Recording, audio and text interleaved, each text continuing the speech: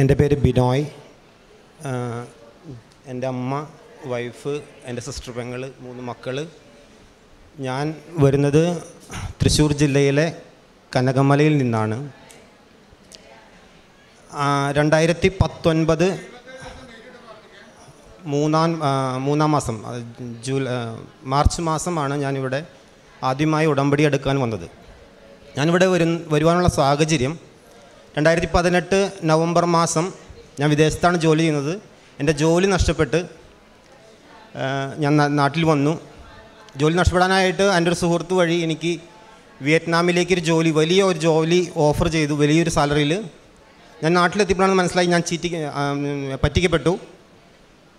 എനിക്ക് വേറെ സാമ്പത്തിക സ്രോതസ്സൊന്നുമില്ല. ഒരു 9 സെൻറ്റ് സ്ഥലവും ഒരു ചെറിയ വീടും ഉള്ളൂ, വേറെ വരുമാന മാർഗമില്ല. അപ്പോൾ ആ ജോലി ഞാൻ കാരണം തന്നെ റിസൈൻ ചെയ്തു. പുതിയൊരു ജോലിക്ക് വേണ്ടി അപ്ലൈ ചെയ്തപ്പോൾ ആ ജോലി കിട്ടിയില്ല. അപ്പോൾ വളരെ സങ്കടപ്പെട്ടു. നവംബർ മാസം കഴിഞ്ഞു, ഡിസംബർ കഴിഞ്ഞു, ജനുവരി, ഫെബ്രുവരി കഴിഞ്ഞു. ജോലിയൊന്നുമില്ല, ബാങ്ക് ബാലൻസ് തീർന്നു. ആ സമയത്താണ് അമ്മച്ചിയുടെ ഒരു അനിയൻ വഴി ഇങ്ങനെ കൃപാസനം നമുക്ക് പോകാം, ഇവിടെ വന്നു. ഞാൻ പ്രാർത്ഥനയിലും കുർബാനയിലൊക്കെ പങ്കെടുത്തു, ഉടമ്പടി എടുത്തപ്പോൾ എൻ്റെ ആദ്യത്തെ ആവശ്യം എനിക്കൊരു ജോലി, അതായിരുന്നു ഏറ്റവും വലിയത്. ഒരു ജോലി വേണമായിരുന്നു, അതായിരുന്നു ആദ്യത്തെ ആവശ്യം. രണ്ടാമത്തെ എൻ്റെ ആവശ്യം, എൻ്റെ പ്രാർത്ഥന, 8 വർഷക്കാലമായി എൻ്റെ വീട്, എൻ്റെ സ്ഥലം വിൽപ്പന നടത്തി മറ്റൊരു പുതിയ സ്ഥലവും വീടും മേടിക്കുവാനായിട്ട് ഒരുപാട് ആഗ്രഹിച്ചിരുന്നു. കാരണം ഞങ്ങൾ താമസിക്കുന്ന വീട്ടിൽ വെള്ളത്തിന് വളരെ ബുദ്ധിമുട്ടാണ്. കുടിവെള്ളമില്ല, വേനൽക്കാലത്ത് വെള്ളമില്ല. അപ്പോൾ അതുകൊണ്ട് തന്നെ ഞങ്ങൾ മാറി താമസിക്കാൻ ഒരുപാട് ആഗ്രഹിച്ചു, പ്രാർത്ഥിച്ചു കൊണ്ടിരുന്നു. അതായിരുന്നു എൻ്റെ അമ്മയോടുള്ള രണ്ടാമത്തെ എൻ്റെ പ്രാർത്ഥന. ഞാനിവിടെ വന്ന് ഉടമ്പടി എടുത്ത് തിരിച്ചു പോയി. ഇവിടെ നിന്ന് എൻ്റെ അമ്മയുടെ തന്ന തൈലം, ഉപ്പ്, മെഴുകുതിരി, പത്രം, ഇതെല്ലാം ഞാൻ കൊണ്ട് തിരിച്ചു പോയി. പത്രങ്ങളെല്ലാം വിതരണം ചെയ്തു. ഉപ്പ് എൻ്റെ പറമ്പിൽ അവിടെയൊക്കെ ഞാൻ ഇട്ടു. അതുപോലെ തന്നെ തൈലം എല്ലാ ദിവസവും ഞങ്ങൾ കുരിശ് വരച്ച് പ്രാർത്ഥിക്കുമായിരുന്നു, എല്ലാവരോടൊപ്പം മെഴുകുതിരി കത്തിച്ച് പ്രാർത്ഥിക്കുമായിരുന്നു, കാലത്തും വൈകിട്ടും എല്ലാം. മൂന്നാമത്തെ ദിവസം, ഇവിടെ വന്ന് പോയതിൻ്റെ 3-ാമത്തെ ദിവസം, ഞാൻ എൻ്റെ സുഹൃത്തിന് വേണ്ടി എറണാകുളത്തൊരു കാറിൻ്റെ ഷോറൂമിൽ പുതിയൊരു വണ്ടിക്ക് വേണ്ടി എടുക്കാൻ നിൽക്കുമ്പോൾ എനിക്കൊരു കോൾ വന്നു. ഹുണ്ടായി കമ്പനിയിൽ നിന്ന്, ഖത്തറിൽ നിന്ന് വീണ്ടും എനിക്കൊരു കോൾ വന്നു, എനിക്ക് പുതിയൊരു ജോലിയുണ്ട്, വരാൻ പറ്റുമോ? ഞാൻ സമ്മതിച്ചു. അങ്ങനെ എൻ്റെ മാതാവിൻ്റെ ആദ്യത്തെ അത്ഭുതം അവിടെ സംഭവിച്ചു. അങ്ങനെ ഞാൻ ഇവിടെ നിന്ന് തിരിച്ചു പോയി, ഖത്തറിലേക്ക് പോയി. എൻ്റെ അന്ന് ഇവിടെ നിന്ന് പോകുമ്പോൾ നമ്മളിവിടെ നിന്ന് കൊടുത്തിരുന്ന ഒരു കാര്യവും കറക്റ്റായിട്ട് എനിക്ക് പാലിക്കാൻ പറ്റിയില്ല. കുർബാന കാണണം, മുടങ്ങാതെ ബൈബിൾ വായിക്കണം, കുമ്പസാരിക്കണം, ഇതൊന്നും എനിക്ക് കറക്റ്റായിട്ട് ചെയ്യാൻ സാധിച്ചിരുന്നില്ല. എൻ്റെ ജോലി സ്ഥലത്തിൻ്റെ പ്രശ്നങ്ങൾ കൊണ്ടും സമയ ബുദ്ധിമുട്ട് കൊണ്ടും പറ്റിയിരുന്നില്ല. ലീവിന് വരുമ്പോഴും എനിക്ക് കറക്റ്റായിട്ട് ഇവിടെ വരുവാനോ ഉടമ്പടി പുതുക്കുവാനോ സാധിച്ചിരുന്നില്ല. 4 വർഷത്തിന് ശേഷം, ഈ കഴിഞ്ഞ 1 വർഷത്തിന് മുൻപ് എൻ്റെ വീടും പുരയിടവും വിൽപ്പന നടത്താൻ സാധിച്ചു. അപ്പോൾ തന്നെ ഒരു മാസത്തിനുള്ളിൽ തന്നെ പുതിയൊരു സ്ഥലം എനിക്ക് മേടിക്കാൻ സാധിച്ചു. ഇവിടെ ഞാനിപ്പോൾ ഒരു പുതിയ വീട് പണിതുകൊണ്ടിരിക്കുന്നു. അതാണ് എൻ്റെ മാതാവിൻ്റെ അടുത്തൊരു രണ്ടാമതായിട്ട് എനിക്ക് തന്ന വലിയൊരു അനുഗ്രഹം. ഇനി പറയാൻ പോകുന്ന അത്ഭുതമാണ് നിങ്ങൾക്കെല്ലാവർക്കും മാതാവിലേക്ക് കൂടുതൽ അടുക്കുവാൻ, കൂടുതൽ സ്നേഹിക്കുവാൻ തോന്നുന്നൊരത്ഭുതം. ഞാൻ ഖത്തറിൽ ജോലി ചെയ്തുകൊണ്ടിരിക്കുകയാണ്. ഒരു 8 മാസങ്ങൾക്ക് മുൻപ് എനിക്ക് ഒരു അമേരിക്കയിലേക്ക് പോകാനുള്ളൊരു ചാൻസ് വന്നു. ഞാൻ വെറും 10ാം ക്ലാസ് വിദ്യാഭ്യാസക്കാരനാണ്, ഇംഗ്ലീഷിൻ്റെ വാലുമുറി അറിയുള്ളൂ. അപ്പോൾ അമേരിക്കയിലേക്ക് പോകണമെങ്കിൽ വിദ്യാഭ്യാസം മസ്റ്റാണ്, പ്രത്യേകിച്ച് ഇംഗ്ലീഷ് പറയാൻ അറിയണം. എനിക്ക് മലയാളം, ഹിന്ദി അല്ലാതെ ഒന്നും വേറെ ഒന്നും അറിയില്ല, കുറച്ച് അറബിയും. അങ്ങനെ കഴിഞ്ഞ ജനുവരി മാസം 15-ാം തീയതി എനിക്ക് ഖത്തറിലുള്ള US എംബസിയിലേക്ക് അപ്പോയിൻമെൻറ്റ് കിട്ടി. ഞാൻ വളരെ പ്രതീക്ഷയോടെ അപ്പോയിൻമെൻറ്റും പോയി ഇൻ്റർവ്യൂ അറ്റൻഡ് ചെയ്തു. അവർ ചോദിച്ച ചോദ്യങ്ങൾക്കൊന്നും എനിക്ക് മറുപടി പറയാൻ കിട്ടിയില്ല, കാരണം എനിക്ക് ഇംഗ്ലീഷ് അറിയില്ല. വളരെ ദയനീയമായി ഞാൻ പരാജയപ്പെട്ടു, തിരിച്ചു പോന്നു. വളരെ സങ്കടമായിരുന്നു. കാരണം ഞാൻ ഈ ഓപ്പർച്യൂണിറ്റി വന്നപ്പോൾ എൻ്റെ ഫാമിലിയിലും എൻ്റെ സുഹൃത്തുക്കൾക്കും എല്ലായിടത്തും ഞാൻ പറഞ്ഞു ഞാൻ അമേരിക്കയ്ക്ക് പോകാമെന്ന്. അപ്പോൾ പോകാൻ പറ്റാത്തതിൻ്റെ വലിയ സങ്കടം എനിക്കുണ്ടായിരുന്നു. അങ്ങനെ സങ്കടങ്ങളൊക്കെ തീർന്ന് 2 ദിവസം കഴിഞ്ഞ് വീണ്ടും ജോലിക്ക് ഇറങ്ങി. അവിടെ തന്നെ വീണ്ടും കമ്പനി 1 മാസത്തിന് ശേഷം വീണ്ടും അപ്ലൈ ചെയ്തു. അപ്പോൾ അപ്ലൈ ചെയ്തപ്പോൾ കമ്പനി പറഞ്ഞു, ഇനി ഖത്തറിലേക്ക് എംബസിയിലേക്ക് നിൻ്റെ ഇത് ആപ്ലിക്കേഷൻ എടുക്കത്തില്ല, നീ അതിന് വില്ലിങ് അല്ല, അപ്പോൾ അതുകൊണ്ട് ഇന്ത്യയിലെ ഏതെങ്കിലും കൗൺസിലേറ്റിൽ കൊടുക്കാം. അപ്പോൾ ഞാൻ പറഞ്ഞു എനിക്ക് അടുത്ത് ചെന്നൈയിലാണ്, ഇപ്പോൾ ചെന്നൈയിൽ കൊടുക്കാൻ പറഞ്ഞു. അങ്ങനെ ഞാൻ ചെന്നൈയിലേക്ക് അപ്ലൈ ചെയ്തു. ഈ മാസം 2-ാം തീയതി എനിക്ക് അപ്പോയിൻമെൻറ്റ് കിട്ടി ഇൻ്റർവ്യൂവിന്. അതിന് മുൻപ് 25-ാം തീയതി ആയിരുന്നു എൻ്റെ ബയോമെട്രിക്. അത് കഴിഞ്ഞു. 2-ാം തീയതി ഇൻ്റർവ്യൂവിന് വേണ്ടി ഞാൻ അവിടെ ചെന്നു. 1-ാം തീയതി ചെന്നു. 1-ാം തീയതി ഒരു ലോഡ്ജിൽ റൂം എടുത്ത് താമസിച്ചു. പിറ്റേ ദിവസം കാലത്ത് 10 മണിക്കാണ് ഇൻ്റർവ്യൂ. 10 മണിക്ക് ഇൻ്റർവ്യൂവിന് പോകാൻ വേണ്ടി ഞാൻ നേരത്തെ റെഡിയായി. പേടിയുണ്ട്, അപ്പോൾ കുറച്ച് നേരത്തെ റെഡിയായി. 8 മണിയായപ്പോഴേക്കും ഞാൻ റെഡിയായി ഇരുന്നു. ഞാൻ താമസിക്കുന്നിടത്ത് 2 കിലോമീറ്ററിൻ്റെ അടുത്തുണ്ട് ഈ പറഞ്ഞ കൗൺസിലേറ്റ് എംബസി. ഞാൻ പോകാനായിട്ട് ഡ്രസ്സൊക്കെ മാറി ഫയല് എൻ്റെ ഹാൻഡ് ബാഗിൽ നിന്നെടുത്തു. ഈ ഹാൻഡ് ബാഗിന് ചരിത്രമുണ്ട്. ഈ ഹാൻഡ് ബാഗ് ചുരുങ്ങിയത് ഒരു 15 വട്ടമെങ്കിലും ഖത്തറിൽ പോയി തിരിച്ചു വന്നിട്ടുള്ള ബാഗാണ് ഈ 5 വർഷത്തിനിടയ്ക്ക്. ഞാനല്ല എന്നെ കൊണ്ടുപോയത്, എൻ്റെ സുഹൃത്തുക്കൾ പോകുമ്പോഴൊക്കെ ഈ ഹാൻഡ് ബാഗ് കൊണ്ടുവരും. അപ്പോൾ ഒരു ചരിത്രമാണ് ആ ഹാൻഡ് ബാഗിന്. അങ്ങനെ ഞാൻ ഈ ഹാൻഡ് ബാഗിൽ നിന്ന് എൻ്റെ ഫയലുകളെല്ലാം പുറത്തെടുത്തു. ഞാൻ ഒന്നുകൂടി മറച്ചു നോക്കി, അറിയണ ഭാഷ ഇംഗ്ലീഷിലൊക്കെ വെച്ച് ഞാൻ പഠിച്ചു. വീണ്ടും ഒരു പേനയ്ക്ക് വേണ്ടി എൻ്റെ ഹാൻഡ് ബാഗിൽ കൈയിട്ടപ്പോൾ ഇതേപോലൊരു തൈലം, ഈ തൈലം അന്ന് ഇതിൻ്റെ ബോട്ടിൽ മാത്രമേ ഉള്ളൂ. ഈ ഇതിന് പുറത്തുള്ള ഈ സ്റ്റിക്കറില്ല. പച്ച അടപ്പനായിരുന്നു അതിനകത്തൊന്നുമില്ല, എംപ്റ്റി ആയിരുന്നു. 5 വർഷം മുൻപ് 2019 ഞാൻ വരുമ്പോൾ എനിക്ക് കിട്ടിയ തൈലം എൻ്റെ ഹാൻഡ് ബാഗിൽ കിടന്നു. പലവട്ടം ഖത്തറിൽ നിന്ന് ഈ ബാഗ് നാട്ടിൽ വന്നു പോയെങ്കിലും ഈ തൈലത്തിൻ്റെ എംപ്റ്റി ബോട്ടിൽ അതിലുണ്ടായിരുന്നു. ഞാൻ പേനയ്ക്ക് വേണ്ടി കൈയിട്ടപ്പോൾ ഈ ബോട്ടിൽ എൻ്റെ കയ്യിൽ കിട്ടി. അത്ഭുതമാണെന്ന് എനിക്ക് മനസ്സിലായത്. കാരണം ഞാൻ വലിയൊരു സംഭവത്തിനാണ് പോണേ. അപ്പം മാതാവ് എന്നെ നയിക്കുകയാണ് ഇതിൽ കൂടെ. തിരിച്ചു വരവാണ് എൻ്റെ മാതാവിലേക്ക്. ഞാൻ ആ ബോട്ടിലെടുത്തു. അതിൽ നിന്ന് എണ്ണ കിട്ടുമെന്ന് നോക്കി. ഒരു തുള്ളി കിട്ടി. ആ കിട്ടിയ തുള്ളി ഞാൻ നെറ്റത്ത് കുരിശ് വരച്ചു. വീണ്ടും ശ്രമിച്ചു, ഒരു തുള്ളി കൂടിയും കിട്ടി. ഞാൻ ആ തുള്ളി കൊണ്ട് നാക്കമ്മ കുരിശ് വരച്ചു. ഇറങ്ങി, റൂമിൽ നിന്ന് ഇറങ്ങി, ഫയലുകളില്ലാത്ത റൂമിൽ നിന്ന് ഇറങ്ങി. ഈ ബോട്ടിൽ തിരിച്ചവിടെ റൂമിൽ വെച്ചു. അടുത്ത എൻ്റെ ലക്ഷ്യം ബ്രേക്ക്ഫാസ്റ്റ് കഴിക്കണം. ഞാനൊരു ബ്രേക്ക്ഫാസ്റ്റ് കഴിക്കാനായിട്ട് ഒരു കടയുടെ ലക്ഷ്യമാക്കി നടന്നു. അവിടെ എത്തിയപ്പോൾ വീണ്ടും എനിക്കൊരു ഉൾവിളി, നീ ബ്രേക്ക്ഫാസ്റ്റ് കഴിക്കണ്ട, നിൻ്റെ നാവിലിരിക്കുന്നത് വലിയ ബ്രേക്ക്ഫാസ്റ്റാണ്, നീ പോയിക്കോളൂ, നീ ഇൻ്റർവ്യൂ പാസ്സാവും. ഞാൻ നടന്നു. ഒരു 2 കിലോമീറ്റർ ഏകദേശം ദൂരമുണ്ട്. എംബസിയിലേക്ക് ചെന്നു. അകത്ത് കയറി.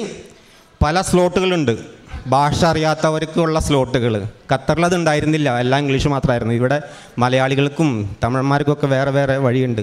ഞാൻ മലയാളികൾക്കുള്ള വഴികൾക്ക് കയറി നിന്നു, കാരണം എനിക്ക് ഇംഗ്ലീഷ് അറിയില്ലല്ലോ. അവിടെ ചെന്നു, കൗണ്ടറിൽ ചെന്നു. ഒരു ഇംഗ്ലീഷുകാരി, ഒരു മാഡം, നല്ല തടിച്ചിട്ട്, ഞാൻ കണ്ടപ്പോൾ തന്നെ പേടിച്ചു പോയി. ഇനി എന്തൊക്കെയൊക്കെ ചോദിക്കാൻ പോണാവോ? ചോദ്യങ്ങൾ സ്റ്റാർട്ട് ചെയ്തു. ആദ്യത്തെ ചോദ്യം, നിനക്ക് ഇംഗ്ലീഷ് അറിയോ? ഞാൻ പറഞ്ഞു ലിറ്റിൽ ബിറ്റ്, എനിക്ക് കുറച്ചൊക്കെ അറിയാം. ട്രാൻസ്ലേറ്റർ വേണോ? വേണം. അപ്പോഴൊക്കെ എൻ്റെ പ്രാർത്ഥന ഒന്ന് മാത്രമായിരുന്നു, മാതാവേ എന്നെ എങ്ങനെയെങ്കിലും ഈ കടത്തി കിട്ടണേ. കാരണം എൻ്റെ ഫ്യൂച്ചറാണ്, എൻ്റെ കുടുംബം, എൻ്റെ എല്ലാവർക്കും വേണ്ടിയുള്ളൊരു ഫ്യൂച്ചറാണ്. അതുകൊണ്ട് എങ്ങനെയും ഈ കടന്നു കിട്ടണേ. 1 രൂപ ചിലവില്ലാതെയാണ് ഞാൻ ഈ അമേരിക്കയ്ക്ക് പോകാൻ തയ്യാറെടുക്കുന്നത്. എല്ലാം എൻ്റെ കമ്പനിയെ കൊണ്ടുപോകണേ. അപ്പോൾ അത് തന്നെ വലിയൊരു ഓപ്പർച്യൂണിറ്റി ആയിരുന്നു. ഞാൻ ആ നേരം വരെ പ്രാർത്ഥിച്ച് എനിക്ക് വേണ്ടിയായിരുന്നു. അങ്ങനെ കൗൺസിലേറ്റർ ചോദ്യങ്ങൾ ചോദിച്ചു. പലതിനും ഞാൻ ഉത്തരം പറഞ്ഞു. പല കാര്യങ്ങൾക്ക് ഉത്തരം എനിക്ക് ഒരു ട്രാൻസ്ലേറ്ററിനെ തന്നായിരുന്നു. മലയാളം സംസാരിക്കുന്ന ഒരു ചേച്ചി തന്നായിരുന്നു. ആൾ പറഞ്ഞു കൊടുത്തു. എന്നിട്ടും ഈ കൗൺസിലറിന് മനസ്സിലായില്ല ഇതെന്താണ് വിസ. എൻ്റെ വിസയ്ക്ക് ഒരു പ്രത്യേകതയുണ്ട്, B1 ഇല്ലേ ഓഫ് H1B, അങ്ങനൊരു വിസയാണ്. B1 എന്ന് വിസ എന്ന് പറഞ്ഞാൽ വിസിറ്റിംഗ് വിസ അല്ലെങ്കിൽ ബിസിനസ് വിസ. H1 വിസ എന്ന് പറഞ്ഞാൽ ജോബ് വിസ. ഇത് രണ്ടും അല്ലാത്തൊരു വിസ എൻ്റെ വിസ. B1 ഇല്ലേ ഓഫ് H1B. ഞാൻ പോലും കേട്ടിട്ടില്ല, അവരും കേട്ടിട്ടില്ല, ഈ കൗൺസിലറും കേട്ടിട്ടില്ല. അതാണ് സംഭവം. ഇപ്പോൾ കൗൺസിലർ പറഞ്ഞു, ഇതെന്താ വിസ, നീ എന്തുകൊണ്ട് B1ലേക്ക് പോകുന്നില്ല അല്ലെങ്കിൽ H1 വിസയ്ക്ക് പോകുന്നില്ല, എനിക്ക് അതിന് പോയിക്കൂടെ, നീ ജോലിക്കല്ലേ പോകുന്നത്? ഞാൻ പറഞ്ഞു എനിക്കറിയില്ല, എൻ്റെ കമ്പനി എടുത്ത് തന്നെ. അവർക്ക് ആ കൺഫ്യൂഷനായി. അവസാനം കമ്പനിയുടെ ഒരു പ്രൂഫ് ലെറ്റർ എൻ്റെ ഉണ്ടായിരുന്നു. ഒരു കമ്പനി USA ഗവൺമെൻറ്റിൻ്റെ ഒരു പ്രൂഫ് ലെറ്റർ തന്നിട്ടുണ്ടായിരുന്നു. ഞാൻ ആ ലെറ്റർ ഇങ്ങനെ ഷോ ചെയ്തു. അപ്പോൾ കമ്പനിയുടെ ലോയർ എൻ്റെ അടുത്ത് പറഞ്ഞിരുന്നു, ഈ ഷോ ചെയ്യാൻ നിനക്ക് പറ്റൂ, ഈ ലെറ്റർ അകത്തേക്ക് മേടിക്കത്തില്ല, അതവിടെ നിയമമില്ല, നിൻ്റെ പാസ്പോർട്ട് മാത്രമേ അകത്ത് മേടിക്കത്തുള്ളൂ, ഈ ലെറ്റർ മേടിക്കത്തില്ല. പക്ഷേ എൻ്റെ ഭാഗ്യം, മാതാവ് അവിടെയും പ്രവർത്തിച്ചു. എൻ്റെ കയ്യിൽ നിന്ന് ഈ ലെറ്റർ അകത്തേക്ക് മേടിച്ചു, ഗ്ലാസിൻ്റെ അടിയിൽ കൂടെ. എന്നിട്ടും ഈ മേഡത്തിന് മനസ്സിലായില്ല ഇതൊരു സംഭവം എന്ന്. മേഡം ഈ ലെറ്ററും ഈ പാസ്പോർട്ടും ഇരുന്ന ചെയറിൽ നിന്ന് എഴുന്നേറ്റ് അകത്തേക്ക് പോയി. അപ്പോൾ അവിടെ വെച്ച് എൻ്റെ പ്രാർത്ഥന മാറി. അത്ര നേരം വരെ എനിക്കറിഞ്ഞ് ഞാൻ പ്രാർത്ഥിച്ചായിരുന്നു. അവിടെ വെച്ച് എൻ്റെ പ്രാർത്ഥന മാറി. ഞാൻ പ്രാർത്ഥിച്ചത് ആ മേഡത്തിന് വേണ്ടിയായിരുന്നു. പിന്നെ മാതാവേ, ഈ മേഡത്തിൽ കൂടെ നീ പ്രവർത്തിക്കണമേ, ഇത് മനസ്സിലാക്കി കൊടുക്കണമേ, ഇതിൻ്റെ സംഭവം എന്ന്. ഈ വിസ എന്താണെന്നുള്ളതൊക്കെ മനസ്സിലാക്കണം, എനിക്ക് എങ്ങനെയും കടന്നുകൂടി പോകണം. അത്ഭുതമെന്ന് പറയട്ടെ, 5 മിനിറ്റ് ശേഷം തിരിച്ചു വന്നു. എൻ്റെ അടുത്ത് പറഞ്ഞു, യുവർ വിസ ഈസ് ഇഷ്യൂഡ്. എനിക്ക് ചാടണം തോന്നി, അവിടെ നിന്നിട്ട് തുള്ളി ചാടണം തോന്നി. കാരണം 5 വർഷത്തിന് ശേഷവും എന്നെ മാതാവ് 2 കൈകളിൽ ഉയർത്തിപ്പിടിച്ചിരിക്കുന്നു എന്ന് പറയുമ്പോൾ തന്നെ എനിക്ക് ഇവിടുന്ന് കരയാൻ തോന്നുന്നുണ്ട്. എന്നെ മറന്നിട്ടില്ല. ഞാൻ വിട്ടുപോയ എൻ്റെ കാര്യങ്ങളെല്ലാം വീണ്ടും ഓർമ്മിപ്പിച്ച് നീ വീണ്ടും എന്നിലേക്ക് തിരിച്ചു വരണം എന്ന് പറഞ്ഞ് എന്നെ തിരിച്ചു വരുത്താൻ വേണ്ടി മാത്രമായി ഈ കുപ്പി എൻ്റെ കയ്യിൽ 5 വർഷമായി എൻ്റെ ബാഗിൽ കിടന്നു. ഇനി ഒരിക്കലും ഞാൻ എൻ്റെ മാതാവിൽ നിന്ന് ഈശോയിൽ നിന്ന് വിട്ടുപോകില്ല. ഇതെൻ്റെ മാതാവിൻ്റെ ഈശോയുടെ മുമ്പിൽ നിന്ന് ഞാൻ സത്യം ചെയ്യുകയാണ്, സാക്ഷ്യപ്പെടുത്തുകയാണ്. എല്ലാ അനുഗ്രഹങ്ങളും തന്ന എൻ്റെ മാതാവിനും ഈശോയ്ക്കും ഒരുപാട് നന്ദി. വിശുദ്ധ ഗ്രന്ഥത്തിൽ ജോഷുവയുടെ പുസ്തകം 24:13 തിരുവചനങ്ങൾ ഇപ്രകാരം അരുളി ചെയ്യുന്നു: നിങ്ങൾ അധ്വാനിക്കാത്ത ഭൂമിയും നിങ്ങൾ പണിയാത്ത പട്ടണങ്ങളും ഞാൻ നിങ്ങൾക്ക് തന്നു. നിങ്ങൾ ഇന്ന് ഇവിടെ വസിക്കുന്നു. നിങ്ങൾ നട്ടുവളർത്താത്ത മുന്തിരിത്തോട്ടത്തിൻ്റെയും ഒലിവ് തോട്ടത്തിൻ്റെയും ഫലം നിങ്ങൾ അനുഭവിക്കുന്നു.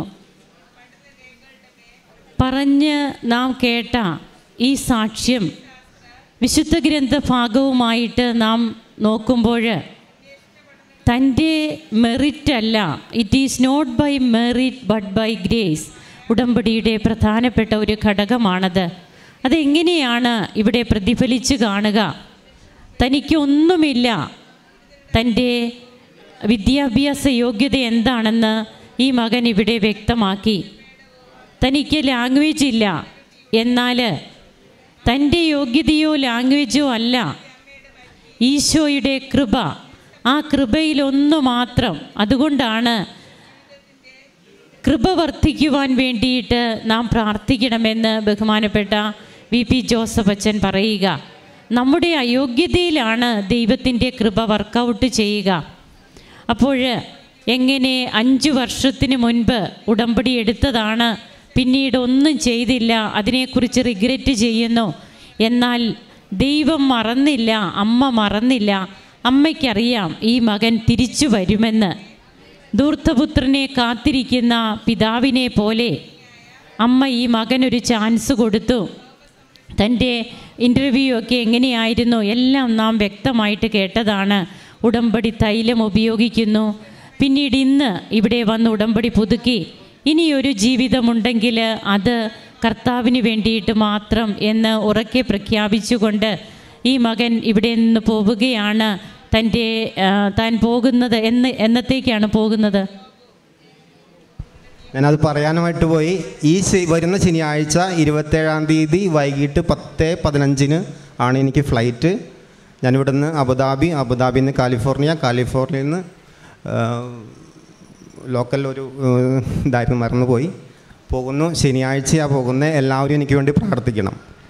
അപ്പോൾ എങ്ങനെയാണ് ദൈവം പ്രവർത്തിക്കുക? നമുക്കൊന്നും വേണ്ട, നാം വെറും 0 ആയിരുന്നാൽ മാത്രം മതി. ആ 0 ആണെന്ന് നാം അംഗീകരിക്കണം. അവിടെയാണ് ദൈവം നമ്മെ എടുത്തുയർത്തുക.